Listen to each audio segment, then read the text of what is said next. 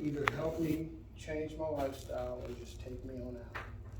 But my problem was I wasn't able to help take myself out. I was too much of a coward to take my own life. So I had to be one of those zombies you see walking around just in this real bad place. And so that's when I really began to believe, when I gave out that sincere prayer. And there was a lot of oh God prayers before then. Oh God, I done messed up the rent. Oh God, I've been out all night. Oh God, oh God, oh God. It was almost like he wasn't listening. He was like ignoring me. He was like, you hard-headed. So I remember when I truly got in touch with the God of my understanding, and I gave out that sincere prayer. I'll never forget with that teardrop in my left eye. He heard me. He led me to the fellowship of others. He showed me a way. It was almost like the footprints in the sand. He was carrying me when I couldn't carry myself. So I had to get around other people and find out that I wasn't unique. That was the first thing. Because I thought I had special problems. Nobody had went through what I had. You don't understand this and that and the other, And so I come up in these rooms and I find there's a lot of people that got bigger problems than what I do. So that's when I began to believe, because y'all told me, I began to believe that if you could do it, I could do it.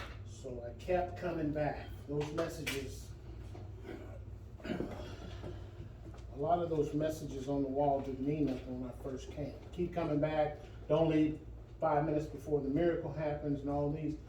I had to keep coming back. And then my higher power kind of moved the scales away from my eyes and I started to see understand those burning bushes. But I had to keep coming back. But before that, I had to be broken. Before that, I had to realize that I was powerless and I couldn't beat it. That was the first step. Moving on to the second step. And I don't like to miss any words, so I'm going to read it word for word. It said, we came to believe in a power greater than ourselves could restore us to sanity. I didn't think that clean people could have any fun. What am I to do if I'm not drinking and smoking and lying and cheating and stealing? It goes on and on and on. I'm just a deadbeat, no good, low down, good for nothing, tax-paying, that tax-paying cop calling son of a, is what my ex-wife used to call me, because she said, oh, now you a good, God-fearing tax-paying. How did you go from, but I began to believe that I had some time left. Because I was able to come in contact with some predecessors that said something that was very profound to me when I came in, because I was willing to listen at this point. They said, first of all, when you first come in here, just shut up, because you don't know nothing about how to live. And you need to listen. Take the cotton out your ears and stick it in your mouth. You've been running on self-will, and you have to restructure yourself in a way that you got to do something different. Well, okay, well, what must I do different? And the answer to that was, from them, was everything. Wow, everything. The way I think, what I do, I had to learn about Eddie. What are my triggers? Because at one time when that demon used to get on my back, he used to ride me so heavy till I wouldn't stop until I got to my destination. You've heard that term. That's a person on a mission. Don't get in front of him and his whatever he's going after. That's not a nice place to be. And so for me,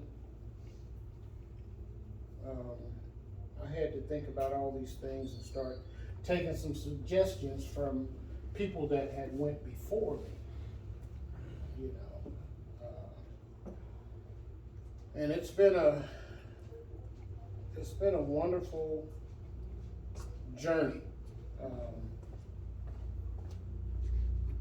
getting some sense of sanity back, because that life of getting a drink or taking a hit or whatever, a death, one at a time. It's just an insane world, you know.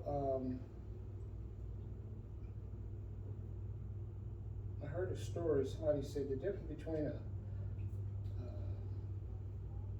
an alcoholic and a non-alcoholic can get drunk on, you know, holidays, his girl's birthday, and some of these other holidays, and get buck naked and run down the street with no clothes on. And you ask them the next day, boy, you know what you did last night? And they shame. Don't tell me what I did, because I don't want to talk about it. I know I did some crazy stuff.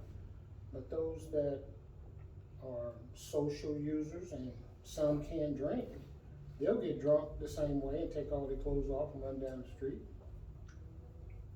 And you see them the next day and they're like, do you know what you did last night? They're like, hell yeah, I had a good time. I got stone drunk and I'm gonna do it again. Mm-hmm. So you see, there's a difference.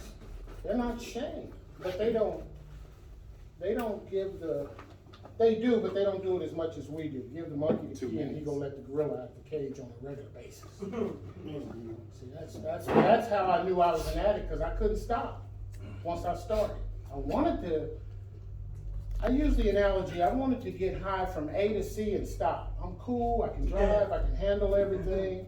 And I tried for many years, about 40, to get that. I know I can beat this, I can do that. But every time I end up at Z. Because once I start, I go past C, trying to get to Z, and I take too much too fast, and I just zoom right past C, Z. Now I'm blacking out, and I just truly didn't believe that there was another way out, but I did. I did get some of my sanity back. Now going with step 3, we made a decision. You got one minute. We made a decision to turn our will and our lives over to care of God as we understood Him. Faith in a higher power. They said, when I first came in, they said, it don't matter if it's a doorknob, which we grow from that. You gotta get something that's got more strength than you. And I'll give you a quick example. My sponsor asked me about my brain. Your brain's your friend? Hell yeah, my brain's my friend. That's all I got to work with. He said, has your brain ever told you to go to the dope house on Sunday night and you know you gotta go see the probation officer on Monday? It didn't matter. I'm gonna get high tonight, I'll worry about that tomorrow. So I had to get something stronger than me, and that was a God that I could believe in. That's why it was so hard for me to get attached to any preacher, because my dad was a preacher, and I lived in a cult here in Dallas for 3 years. We were searching for the word, you know, and I didn't buy into the doctrine. And I'm kind of glad I didn't, but it was that journey. My mother said something before she died. She said, you have to search the word for yourself. That's what's most important. Search for what you believe in. So I have refused to settle down until I ran into somebody that kind of putting 2 and 2 together. So I'm enjoying my journey. But that's my perception of 1, 2, 3. That's all I got. All right, thanks.